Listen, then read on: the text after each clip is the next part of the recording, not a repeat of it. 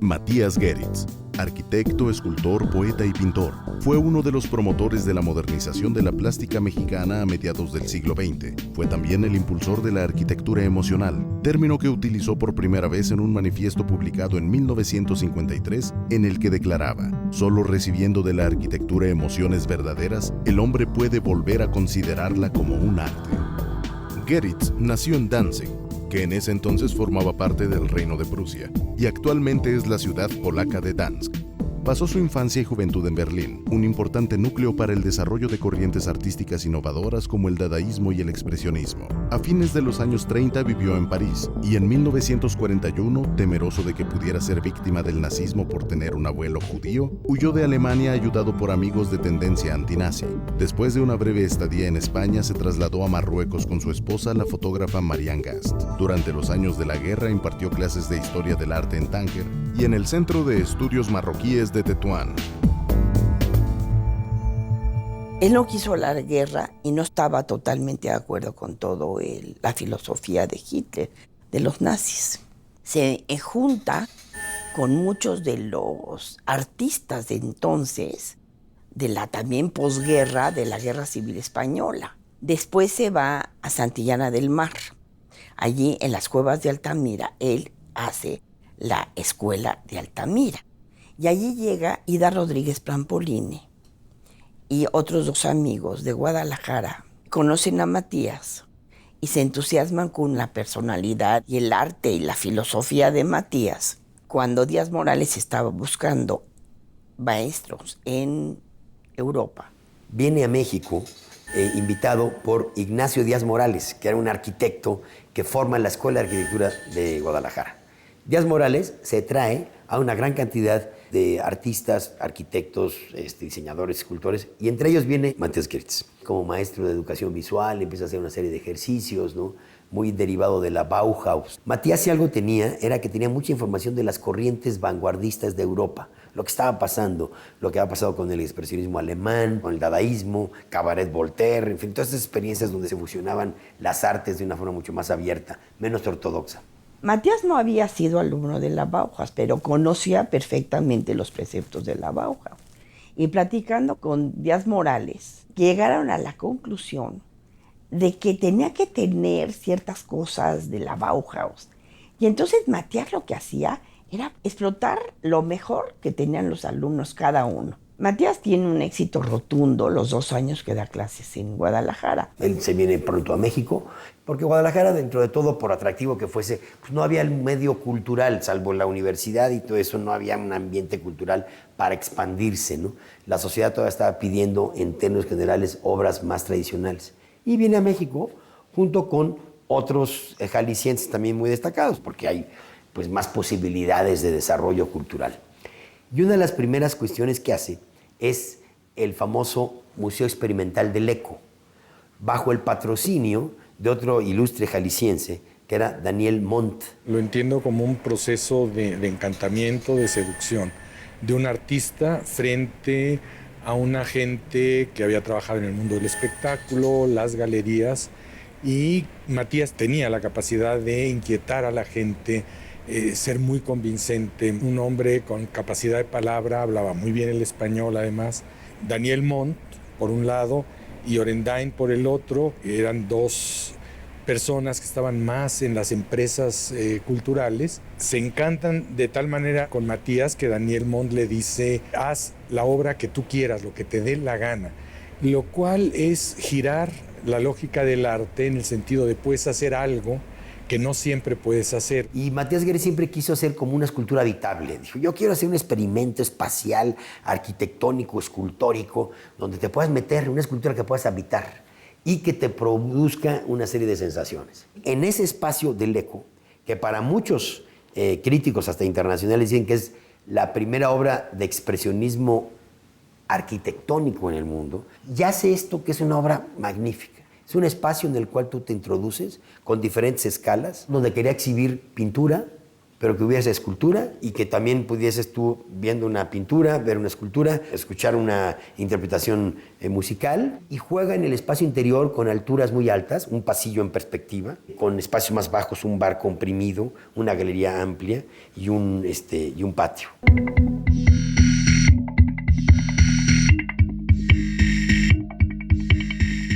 En El Eco, Matías Geritz quería relacionar su experimento arquitectónico con la arquitectura de catedrales y mezquitas, edificaciones abiertas a lo metafísico. Según sus propias palabras, El Eco quiere ser una expresión de las inquietudes espirituales aspirando a la integración plástica para causar al hombre moderno una máxima emoción. El arte en general y la arquitectura también, naturalmente, constituyen un eco del estado espiritual del hombre de su tiempo. En este espacio, la arquitectura podía dialogar con la escultura y esta con la danza, en un coloquio de las distintas disciplinas artísticas.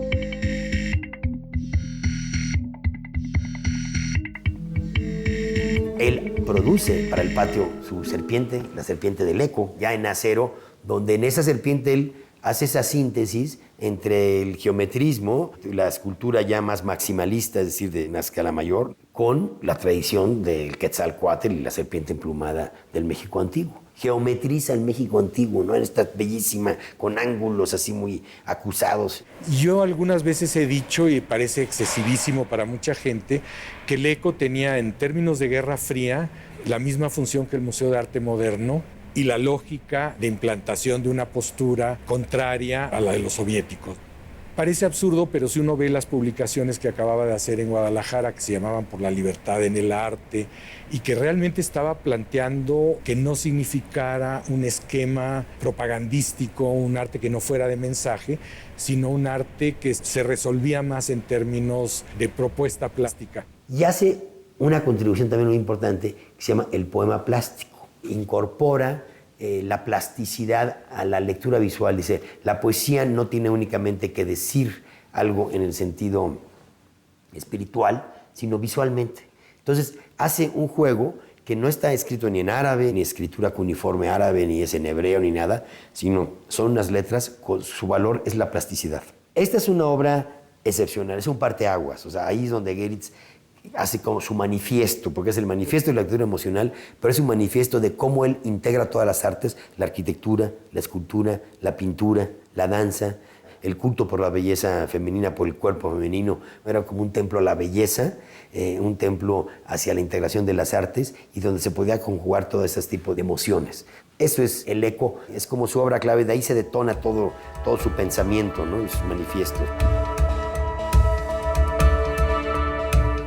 El Museo Experimental El Eco se inauguró en septiembre de 1953, pero la repentina muerte de Daniel Montt, unos meses después, terminó con sus actividades. Pasó de mano en mano y fue bar, restaurante y cabaret. A partir de los años 60, la UNAM rentó el espacio para actividades teatrales, hasta que en 2004 adquirió el edificio y realizó un minucioso trabajo de restauración para devolverle su aspecto y funcionalidad originales.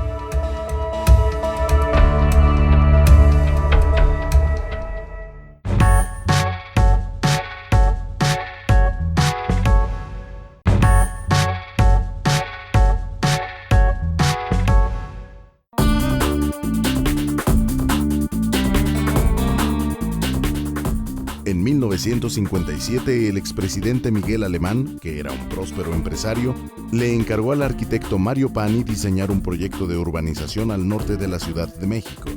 Pani llamó a Luis Barragán para que hiciera una obra que fuera el referente del nuevo fraccionamiento, y Barragán convocó a Matías Geritz. A pesar del crecimiento urbano, el conjunto arquitectónico escultórico que unió el talento de Barragán y Geritz con la creatividad del pintor Jesús Chucho Reyes Ferreira, continúa imponente en medio del tráfico del anillo periférico.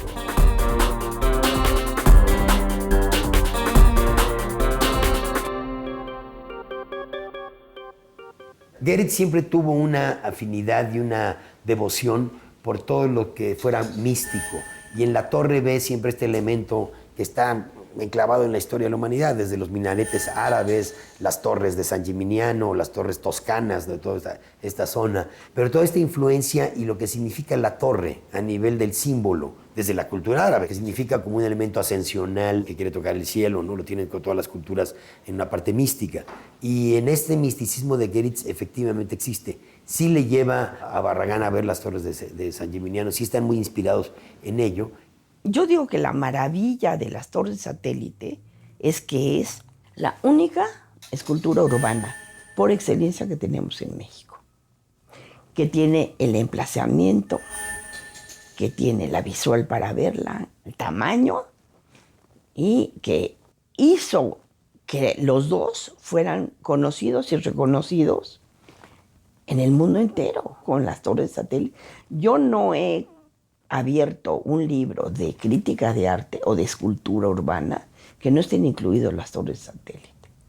Bueno, de allí siguen colaborando Luis Barragán y él y Chucho Reyes, porque dicen que también Chucho Reyes tuvo que ver los colores. Las torres de satélite es una escultura donde el concepto de movilidad es central. Es decir, es una escultura en la que uno avanza en un automóvil, está pensada para verse en movimiento, no solo del espectador, sino del objeto mismo, que por un efecto óptico crecen primero. Luego uno las rodea y como que bajan de proporción, pero cuando uno les da la vuelta total y mira en retrospectiva, se han aplanado y son como una obra que tiene formas distintas en un mismo proceso.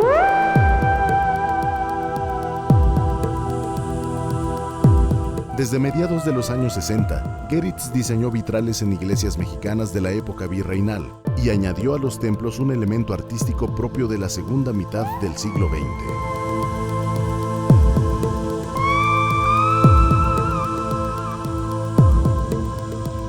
De hecho, el trabajo con la luz, que es como la inmaterialidad mayor, fue muy mal recibido. Ciertamente, del lado de ciertas áreas del ámbito religioso y del ámbito académico. Matías Geritz está, desacralizando los espacios, está quitando la luz original del siglo fulano, entonces hay gente que quiere conservar otra luminosidad. Y sí, ciertamente el hecho de incorporar como obra unos reflejos, una luz cambiante, algo tan inasible, es una forma de afectar el sentido, afectivo, emocional, religioso, y es una estética que sí se vincula con lo monocromático. Entonces a mí me parece que son de una radicalidad y de una innovación que la gente se reduce a pensar que son solo vitrales, en realidad son ambientes de luz.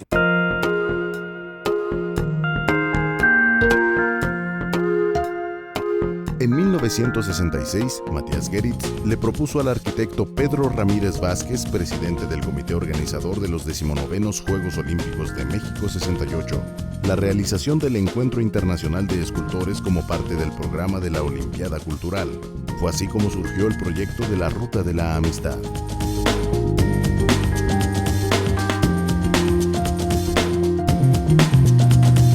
Se le pide a Matías Geritz que participe en algo. Y él dice, pues hoy la ciudad es el gran escenario, ya no son nomás los patios o las plazas públicas, sino los periféricos, o sea, las vías rápidas, las carreteras. Hagamos una escultura urbana, monumental, para el espectador motriz, para el que va a 60 kilómetros por hora y que pueda ir en un autobús o en un auto y ver una escultura. Vamos a invitar a los principales escultores del mundo en ese momento que estaban haciendo escultura monumental o urbana.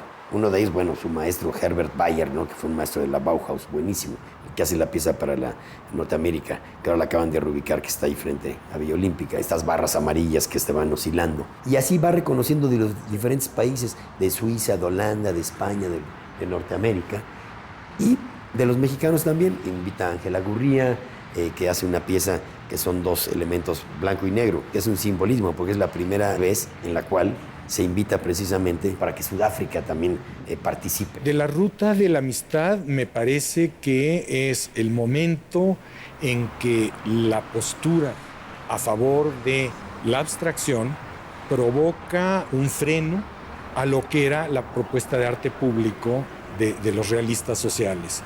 Es decir, la idea de integración plástica enarbolada por los realistas sociales, que era una convivencia de, digamos, la pintura o la pintura mural o la escultura dentro de los edificios, cambia por una idea de ocupación del espacio urbano y realmente cobra una visibilidad y una presencia que desplaza en mucho lo que estaba en Ciudad Universitaria, que además se coloca en sus entornos, son obras estratégicas, cobra importancia otro tipo de escultura, se deja de hacer bastante esta otra idea de integración plástica. Pero les dan el código, no los dejan hacer en el material que quisieran, les dicen, todas las esculturas para que perduren tienen que ser en concreto y si van a estar pintadas de colores muy vivos. Entonces esa era la característica, que tuvieran cierta dimensión, que estuvieran a cierta distancia.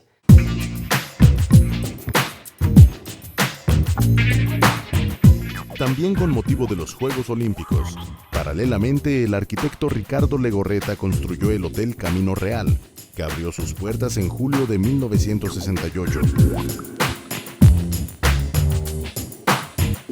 Se hace para las Olimpiadas, para dar esa imagen de México también contemporáneo, lleno de arte. En algún momento hasta dicen un hotel, un museo, por la cantidad de piezas que tenía. La celosía de acceso es de Matías Geritz. Y en el interior, en un vestíbulo, hay una obra fantástica, que es una obra de lámina toda perforada en oro, que forma parte del mural. Ahora es la portada de un libro y de la exposición de Geritz en el Reina Sofía de Madrid. Siempre va a estar Matías Geritz como en los momentos que se tiene que dar la modernidad en México, Ciudad Universitaria, más tarde, con el Pedregal, con la serpiente o con el animal, en las torres de satélite, con Ciudad Satélite, en las Olimpiadas, con la Ruta de la Amistad. Siempre en esos momentos que México tiene que darse una idea de modernidad, aparece Matías Geritz, ¿no? Para dar ese sello.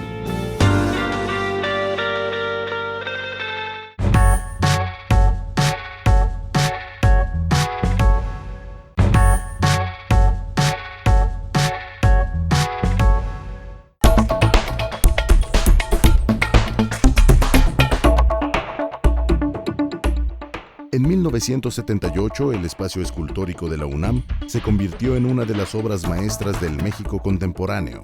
Fue un proyecto colectivo en el que participaron Erzúa, Federico Silva, Sebastián, Manuel Felgueres, Helen Escobedo y Matías Geritz.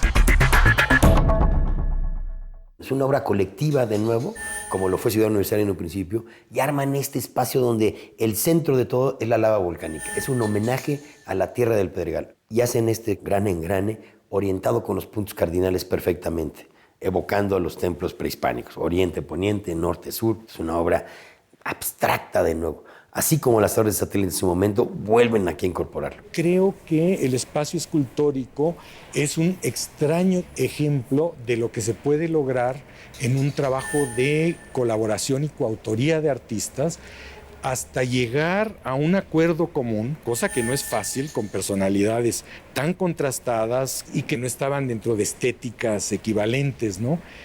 Y justo en ese diálogo, en ese intercambio, cómo se produce una obra con ese esquema. Y yo creo que todos tuvieron que ceder algo. En el caso de Matías, su noción de verticalidad se reduce, pero si uno mira muchas de sus maquetas, estas de torres en posiciones desfasadas o sus proyectos piramidales, también tiene estas lógicas, porque finalmente sí es una escultura que mantiene la parte ascensional, pero que curiosamente incorporó el aspecto ecológico muy importante. La UNAM invita a cada uno de los artistas a que, independientemente de la obra colectiva, hagan algunas esculturas. Y él hace otra pirámide ahí también en espacio escultórico, como vertical, muy en el sentido de las torres satélite. Y finalmente es una obra que muestra que no necesariamente se trata de autor, aunque se le dé crédito a todos, pero ahí lo importante es esta noción de los trabajos de colaboración en otro sentido.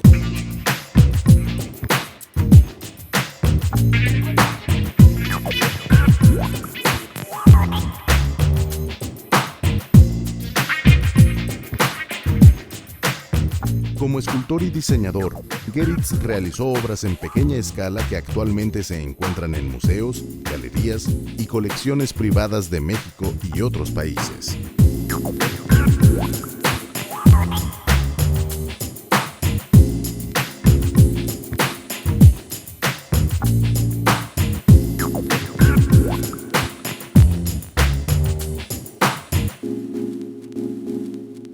muchas de las obras que hacía en pequeño formato le servían, por ejemplo, para el arte religioso. Te pongo como ejemplo, por ejemplo, la mano.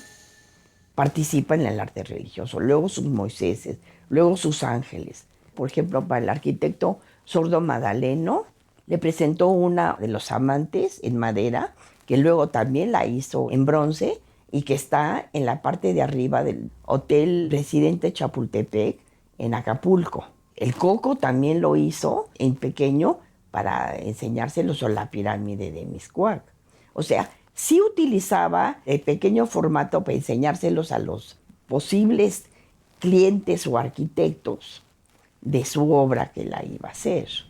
Matías siempre transita, o sea, puede trabajar con lo muy pequeño, con una capacidad para transformarlo en obra mayor. Como buen fundador de la escuela de Altamira, es decir, tiene como nociones megalíticas, como nociones muy de transgredir la escala. Ahora, yo creo que esta problemática con la escala es una herencia mexicana. O sea, justo con su confrontación con los muralistas, Matías genera un espacio mucho mayor en sus obras. Del dibujo pequeño que tenía en España, brinca a los mismos temas en un momento dado y sus mismas figuraciones, las agiganta. La monumentalidad es algo más que la escala, nada más. Creo que Matías sabía muy bien eso y lo trabajaba en muchas de sus obras.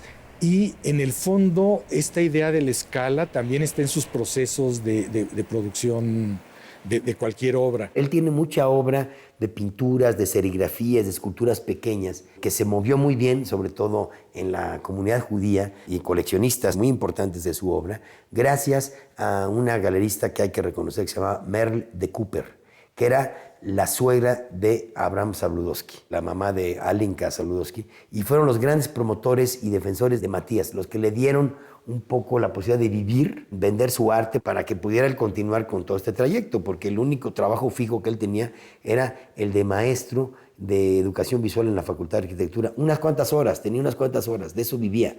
Entonces no le daba abasto para poder estar produciendo todas esas cosas por encargo, ¿no? Al margen de que a uno le guste o no el trabajo de Matías, sus visiones políticas, de dónde proviene en cuanto a alemán, les parezca o no les parezca, yo creo que da pie a una discusión en el orden de la historia del arte, de las estéticas y de las nuevas formulaciones plásticas y de procesos de giro y quiebres que tienen un efecto para la historia del arte internacional, que ojalá y se dejara de ver el ombligo. Y de hecho muchos lo hacen y hay un interés grande por este tipo de artistas.